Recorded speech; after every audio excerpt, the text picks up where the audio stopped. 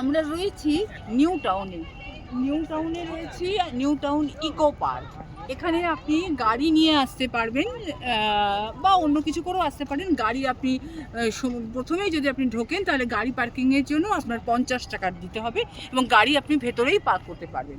এবং গাড়ি পার্ক করার পরেই যেটা হয় সেটা হচ্ছে আপনাকে পার হেড বা পার পার্সন আপনাকে 30 টাকা করে টিকিট 30 রুপিস টিকিট কেটে আপনি ইকো পার্কের ভেতরে প্রবেশ করতে পারবেন।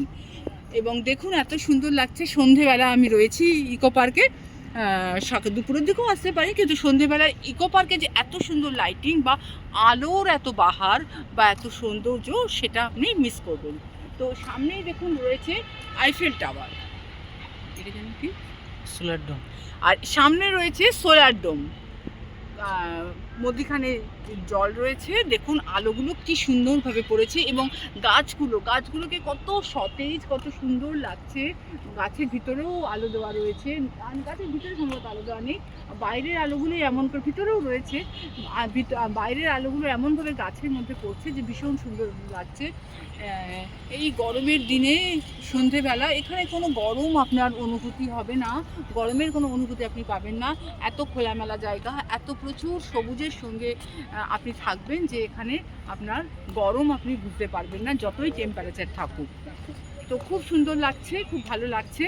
আপনারা হয়তো এসেই থাকেন, কিন্তু আসবেন এখানে, খুব ভালো লাগছে, ভীষণ সুন্দর লাগছে। এবং অনেকখানি জায়গা, আপনারা আমার ক্যামেরা থেকে কতটা বুঝতে পারছেন আমি জানি না, ক্যামেরায় কতটা ধরা যাচ্ছে, কিন্তু প্রচুর জায়গা। মনে হয় আমি অতটা পুরো হেঁটে একদিনে একেবারে এসে শেষ করতে পারবো বলে আমার মনে হয় না। দেখি আমি হাঁটতে হাঁটতে কত দূর পর্যন্ত পৌঁছাই। তো আমার খুব ভালো লাগছে, মনে হচ্ছে না যে শরীরে কোনো অসুস্থতা রয়েছে বা ক্লান্তি রয়েছে। ক্লান্তি থাকলেও সেই ক্লান্তি যেন, এত সুন্দর ঝলমলে আলো, এত সুন্দর পরিবেশ, একটুও গরম লাগছে না, আমি বারবারই বলছি। তো তাতে যেন শরীরে আমি আরাম বোধ করছি, খুব ভালো লাগছে।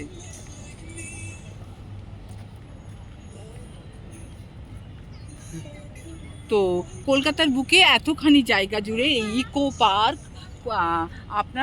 আপনাদের জন্যই অপেক্ষা করছে, রয়েছে, তৈরি করা হয়েছে। তো আপনারা আসুন, এখানে এনজয় করুন, ভালো থাকুন, আনন্দে থাকুন। তো শাশ্বতী সিনহা কুইজিন থেকে আমি শাশ্বতী, আমি আপনাদের কাছে একটি ছোট্ট ভিডিও নিয়ে এসেছিলাম।